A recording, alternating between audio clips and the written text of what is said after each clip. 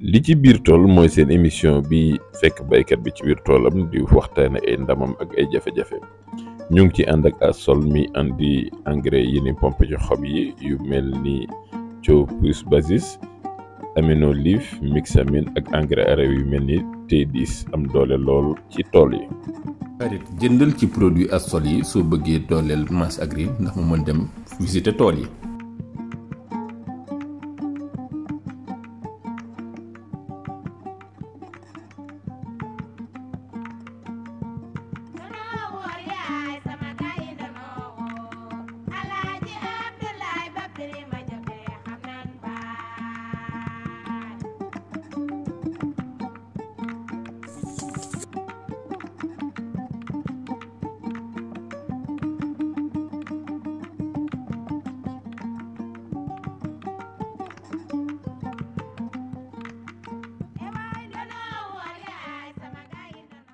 Ça c'est un pied mais régime. Emmanuel ti fii leen lan la banana laa fekk waalo de Banana kay. demuñu Tamba ñu ngi waalo. Ouais, mais c'est possible. mais lii ban variété la. Grand Naine la. Grand Naine. Ouais. ok léegi ñaata kii la am ñaata may la am. Bon am nañ fi régime bu am 1 2 3 4 5 6 7 8 mains. 8 mains. À partir de combien de mains ngay jàpp ni c'est une bonne variété. Bon en fait premier cycle parce que lii mooy premier cycle bi. Premier cycle déjà boo amee 7 mains c'est déjà jugé. kañ nga repiqué ak ban mois la nekk. C'était la date. C'était le 9 mai. Le 9 mai. On est le 11 décembre. Ouais. À peu près un peu plus de 6 mois. Ouais. 7 mois. 7 à 8 mois.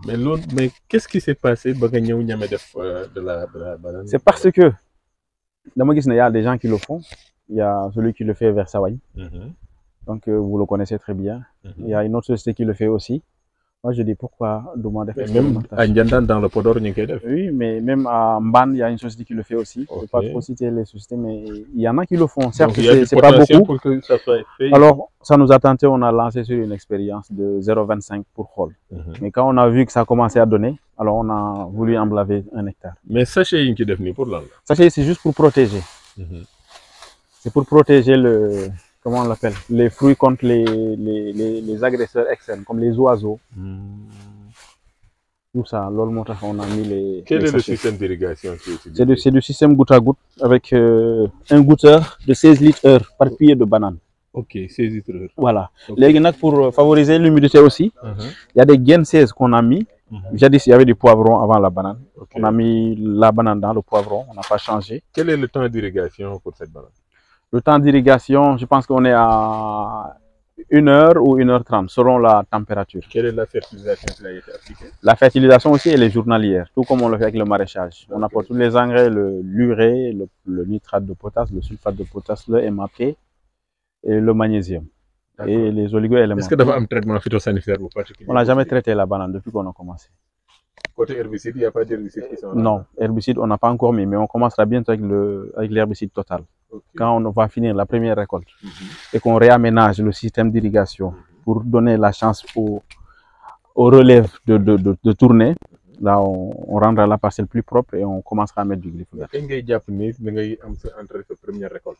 Bon, je pense qu'au bout de 2 mois, on va commencer à faire la récolte. D'accord. Quand vous venez ici, vous avez banane ou barre. Merci. Sama maama waxoon gis naa sama maama boy